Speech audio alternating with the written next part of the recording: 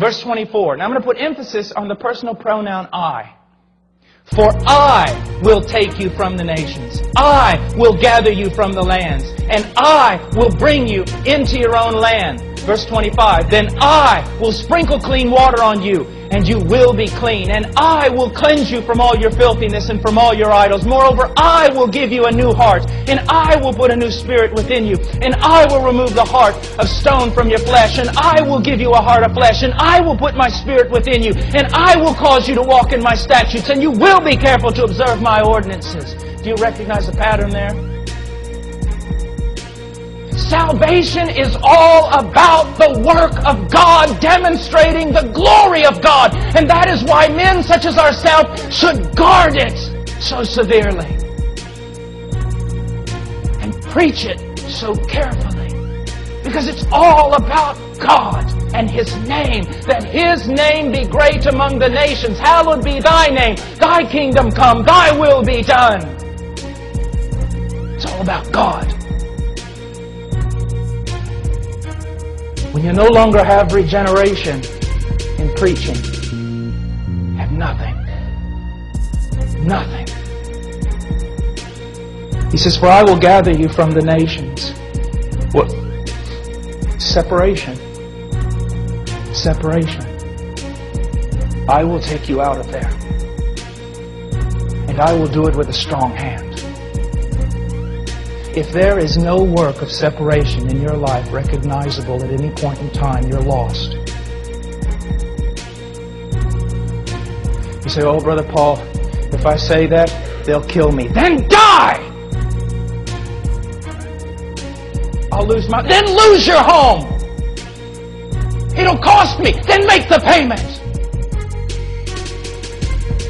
Don't tell me about that. How many Calvinists do we have? How many men who have good theology, but they are too cowardly to preach it?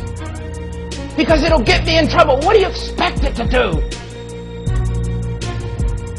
All the ones who have gone before us, their blood, they shed. You're preaching to a largely unregenerate church body. What do you expect them to do to you? But how is it going to change? Except we suffer. Well, you know, I was preaching at no small school several years ago, and a genuine revival broke out, so they tell me. I am never allowed to be back in that school again. Someone asked me about it. They said, I don't understand. And I said, this is what you've got to understand. Men are too civilized to want revival. They're too proper to want revival. They want everything pretty and clean, and they'll never get revival. Because when revival comes, it's going to rip everything apart, including us. Worst thing that ever happened to a preacher is he becomes civilized. It's worthless. Worthless.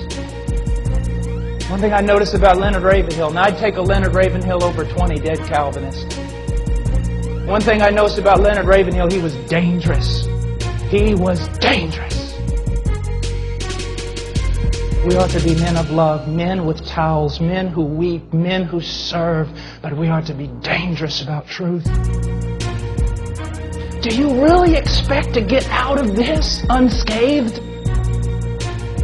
Without any scars?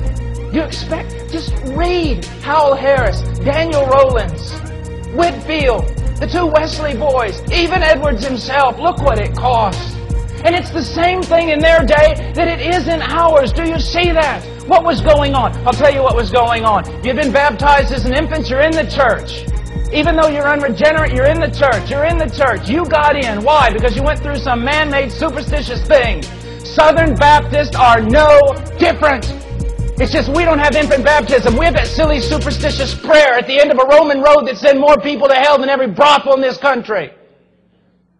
It's true. It's true. It's true.